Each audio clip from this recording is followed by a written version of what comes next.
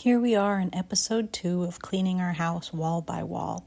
If you watched episode 1, there was the bathroom we did. This little area we call our hall, but it's really not a hall. It's just a little space that has my kids' bedroom doors and this little closet.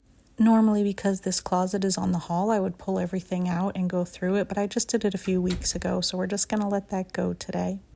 These doors we have look wooden, but they're plastic, but they have all these little grooves to make them look more wooden, so there's a lot of dirt and dust. And this little area is one of the areas that I never really take much notice to because it is just the doors to these rooms and they're usually propped open all the time, so I don't even really notice them. Right now I'm doing the door to my daughter's room. Those little stickers you see are little stickers from when I would volunteer when she was in elementary school, and she is now a senior about to graduate. So I think they say like 2015 on the stickers. Her door used to be completely covered in them because I volunteered all the time. And she used to like when I would come home and put them on her door. As she grew up, some of them started falling off and she wasn't as sentimental about the stickers on her door. So we would just sort of peel them off as they would come off. These are still on there. So as a mama who's about to have her go away, I just want to keep these on as long as possible. But what I did notice about the door is all the sticker residue. I didn't really notice in my day-to-day life, but as I was cleaning, there's so much sticker residue on this door. And I wish I would have done a little before and after close-up of the sticker residue because I was so amazed when I got done with this door how clean it looked.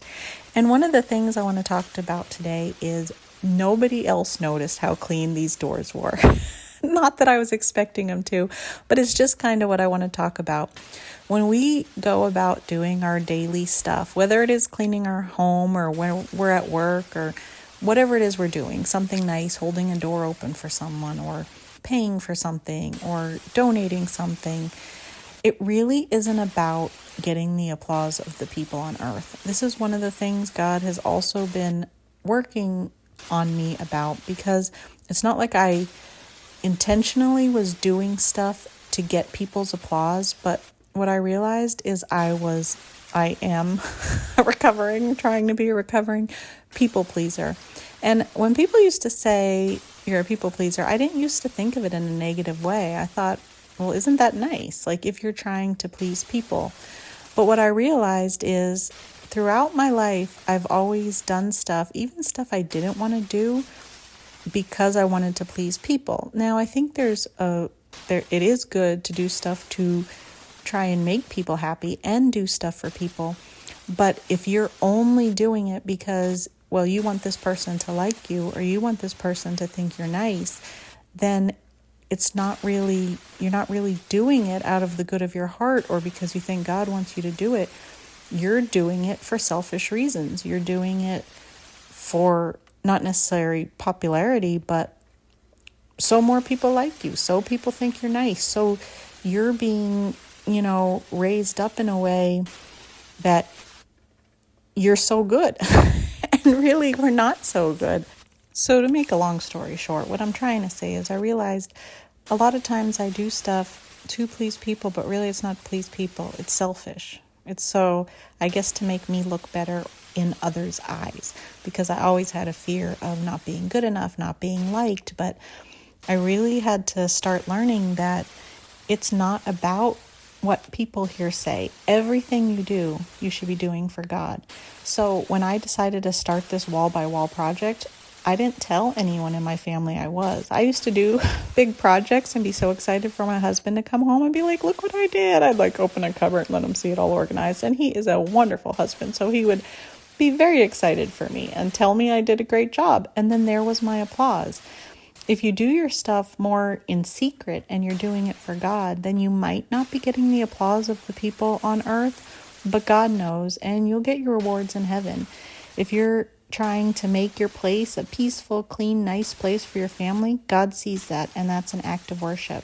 So I didn't mention to my family that I was doing this wall by wall cleaning. I didn't bring anyone over and be like, look at all the sticker residue that came off this door. Can you believe it? Like, I was super excited about it because I'm kind of dorky like that. But I was like, I'm not going to tell anyone about this. Now, my daughter, she did watch the first video, so she does know what's going on. But my husband isn't really on watching my YouTube videos, so he might not know for a while unless he accidentally clicks on a YouTube video.